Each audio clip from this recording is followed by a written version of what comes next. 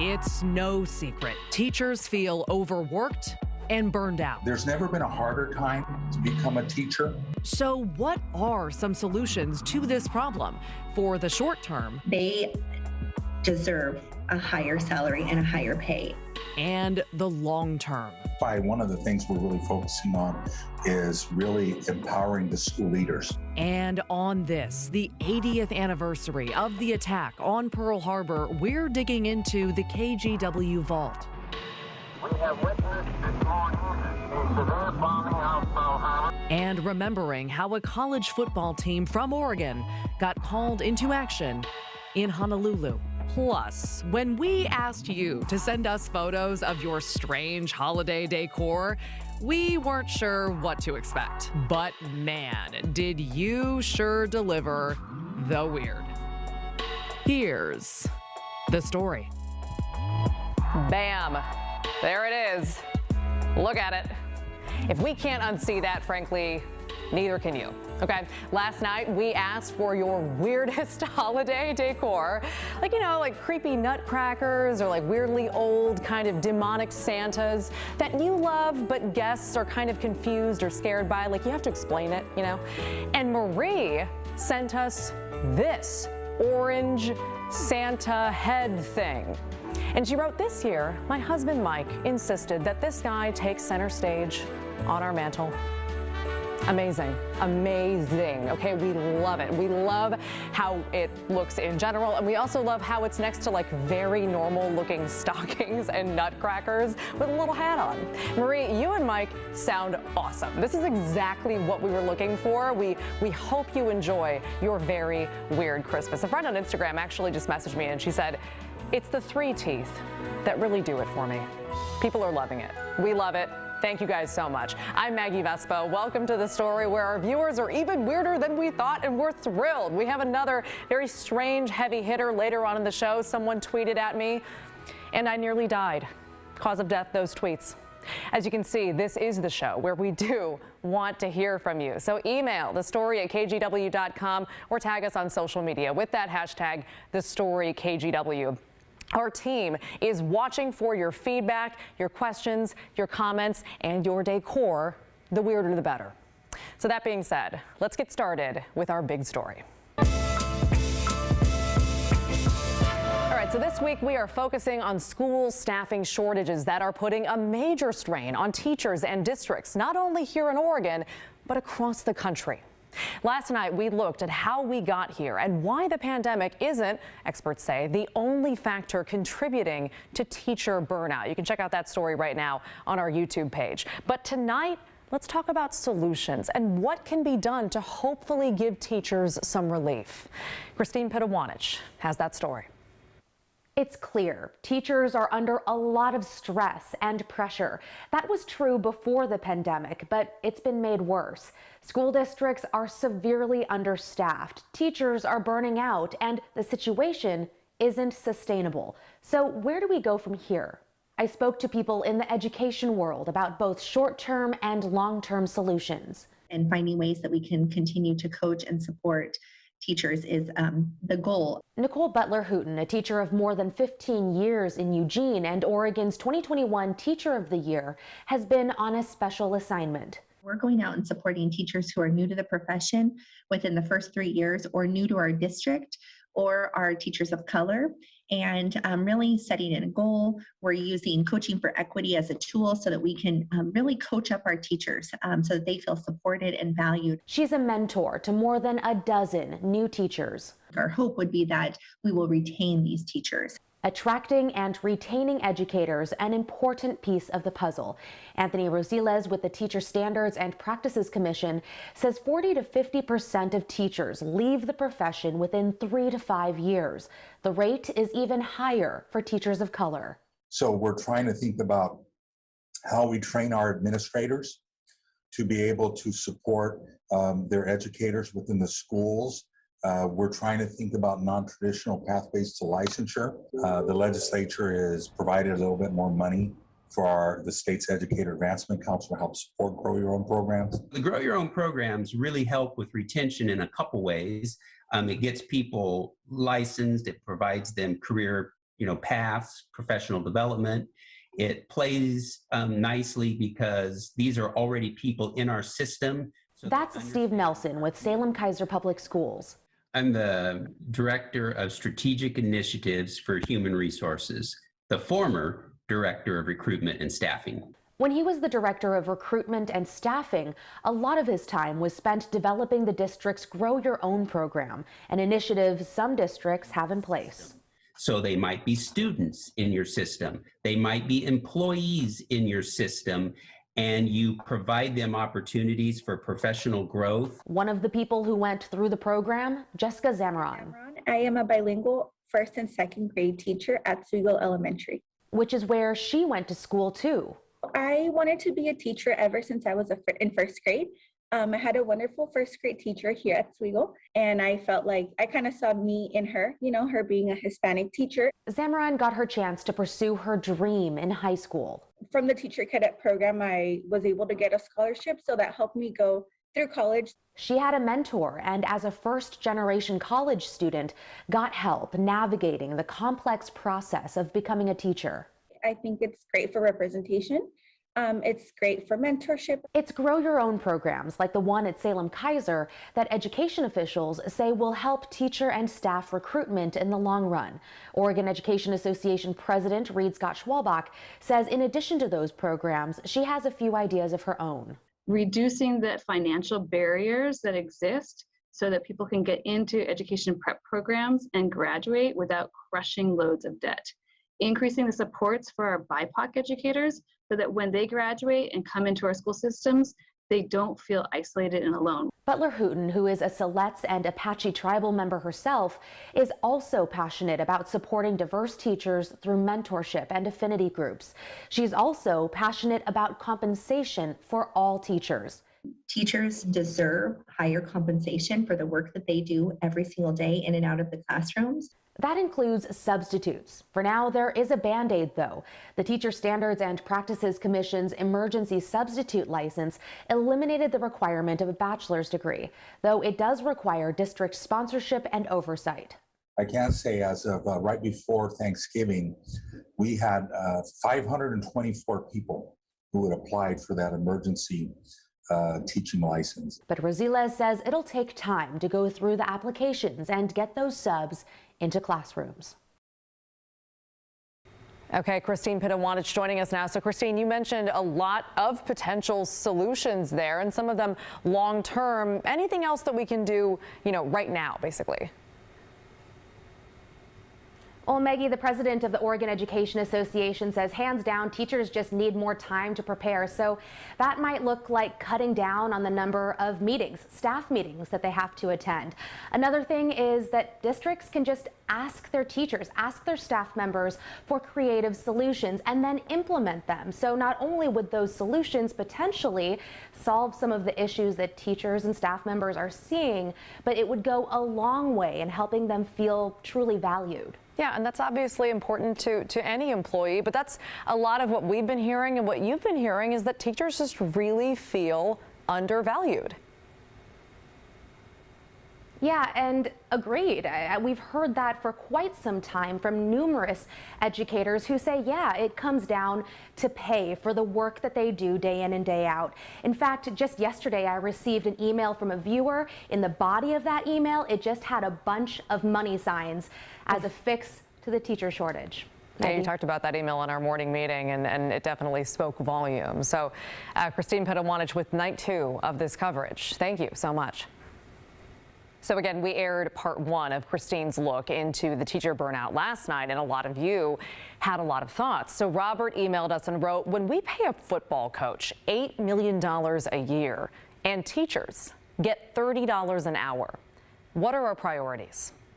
Mary wrote, in addition to stress and inadequate pay, teachers often pay for classroom supplies out of their own pockets. And those are just a couple of the comments focused on what teachers are or are not paid. And clearly that strikes a nerve with a lot of you. So let's drill down and give some more context here. It comes from the National Education Association's annual report. Every year they rank teachers' salaries state by state, and this interactive map is on our social media channels now if you want to check it out for yourself. When you click, we'll just show you, on Oregon, that summary pops up. The average starting salary for teachers here is just over $38,000. That puts us at 34th in the nation. Average salary overall is around $67,000, so we're 13th in the nation there. And remember, those are obviously averages, so some are paid less than those numbers, some are paid more. Over to Washington now, average starting salary, according to the association, around $49,000. That puts them at 4th in the nation, and they're 6th for average salary overall at almost $77,000. Again, that map is interactive, and there's plenty more on that site if you want to check it out for yourself. It's on our social media pages, and you can find Christine's stories on this subject at kgw.com. A lot of people have been waiting for months to get rent assistance in Oregon. Well, imagine finally getting your check, but the bank won't cash it because of a screw-up on the state's end. Meanwhile, more progress in Salem when it comes to housing the homeless. So getting into a place like this would be more worth my while. When the story continues.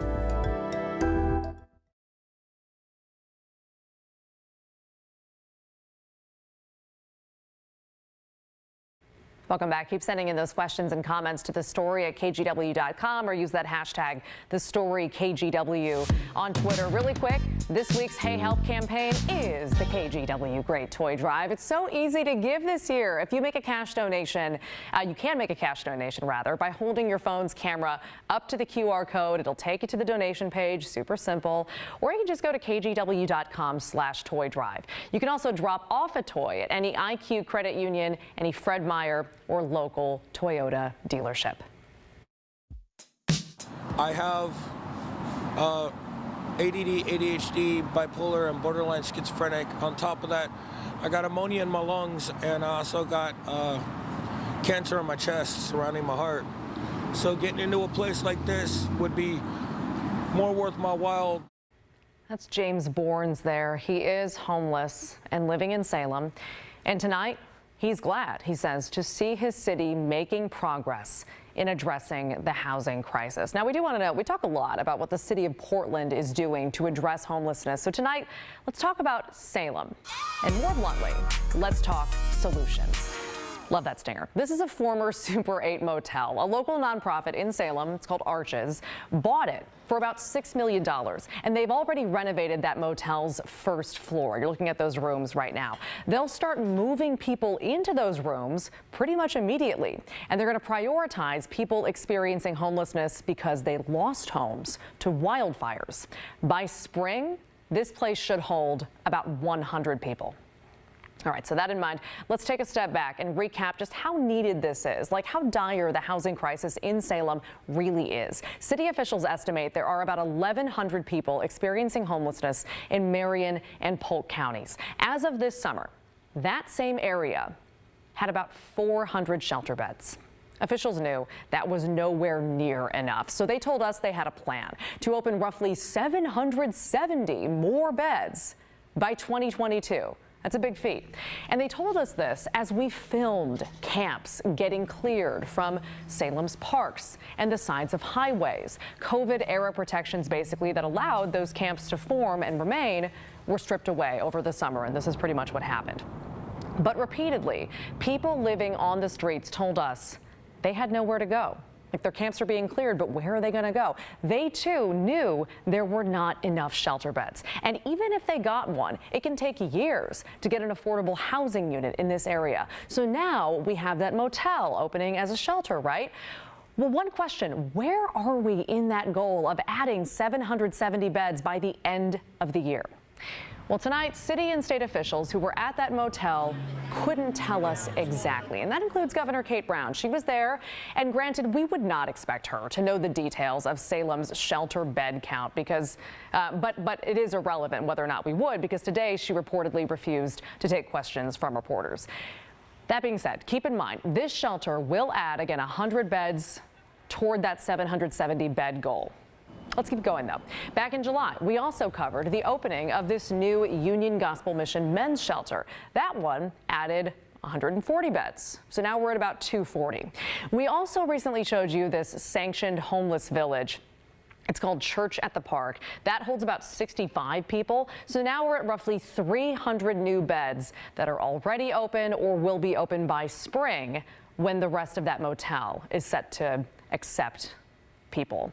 And that's kind of the new headline of this story. City officials in Salem tell us they still anticipate the area gaining 770 new shelter beds, but it won't happen by the end of the year.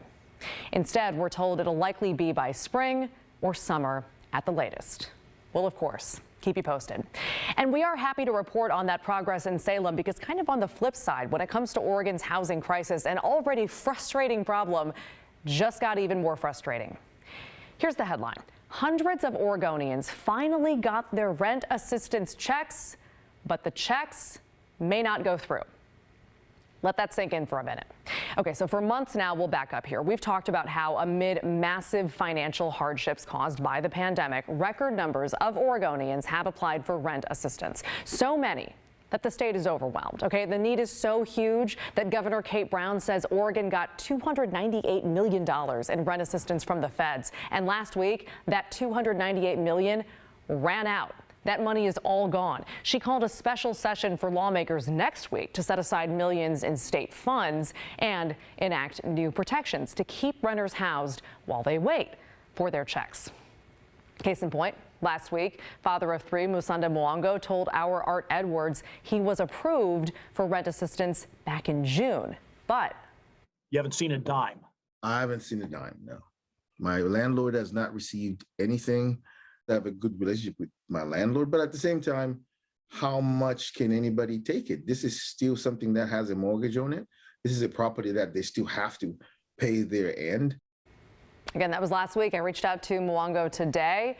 He still hasn't gotten his check, and there are thousands like him who are still waiting. So you can imagine when a renter in Oregon in a situation like his, or when their landlords finally get those checks in the mail, it is such a huge relief, unless that check fails to go through, which, according to the Oregonian, is exactly what may happen to hundreds of people. They broke this story, and state officials now confirm they mistakenly sent out 468 checks that had incorrect routing numbers, meaning those checks will not go through. That is, unless the cashier goes through the extra step of vetting the check through a somewhat involved process that they use to stop fraud.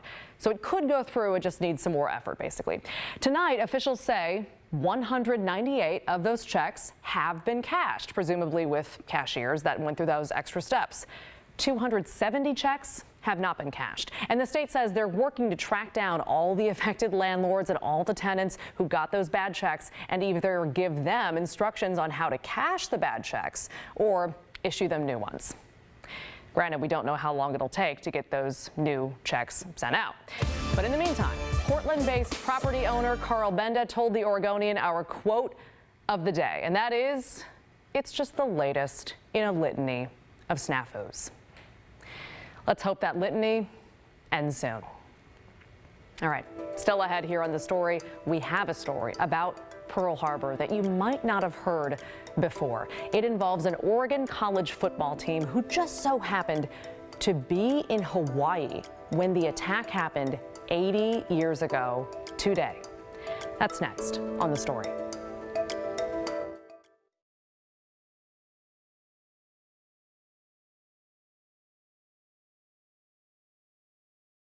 Welcome back. It is, of course, Pearl Harbor Day, and we want to take some time to remember those who served, even those who weren't officially in the military. An Oregon football team was actually in Hawaii at the time of the attack, and they got called into action. So let's go now into the KGW vault with producer Andrew Dorn. We have witnessed this morning a severe bombing of Pearl Harbor by enemy planes. On December 7, 1941, the Japanese military attacked the American naval base at Pearl Harbor, killing more than 2,000 soldiers and decimating the U.S. Navy's Pacific Fleet. America was going to war. As news of the attack hit the wires, Oregonians held their breath. Some of their own were on the island. A local college football team caught in the chaos. Just days earlier, the 1941 Willamette Bearcats had arrived in Honolulu. Traveling over 2,000 miles by sea, they were in town for the Shrine Bowl, a series of exhibition games in America's normally peaceful paradise. Having won the Northwest Conference back home, the team was eager to test themselves against tough competition. Quarterback Ken Jacobson brought his camera along, snapping this picture from the team's hotel overlooking iconic Waikiki Beach. It was the perfect end to a successful season. On December 6th, the Shrine Bowl began. The team lost their first game to the University of Hawaii. It would be the only game the Bearcats played.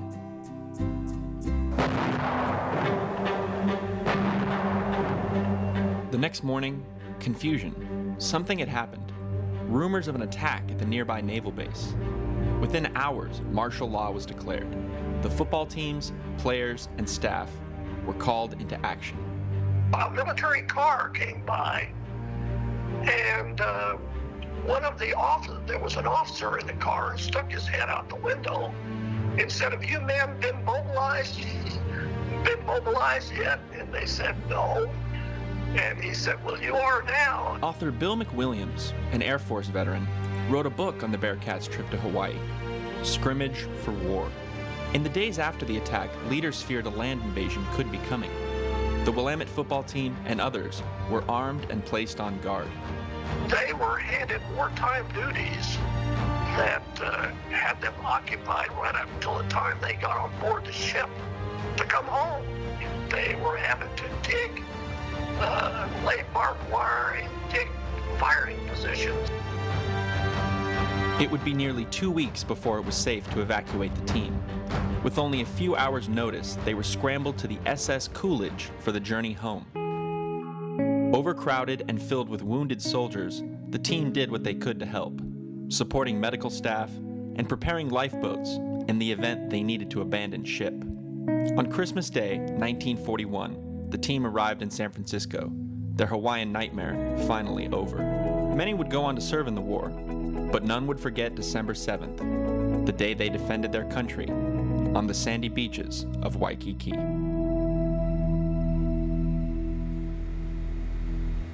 That was producer Andrew Dorn reporting.